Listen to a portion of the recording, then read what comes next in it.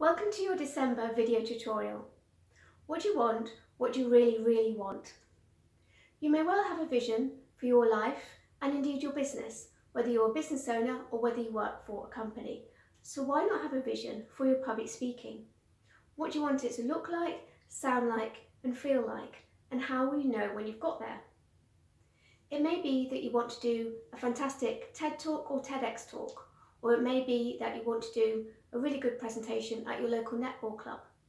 It really doesn't matter because it's your vision, it's yours alone. Once you've got your vision, then I suggest you have SMART goals to help you achieve your vision. So SMART goals are specific, measurable, achievable, realistic and time-bounded. I know that's a bit of a long word, but essentially they can help you get there so you can have small steps to get towards your vision. And I suggest they're useful because if you don't have them, then it can feel too distant, too far away in the future. Have a wonderful December and festive season and see you next year. Thank you very much.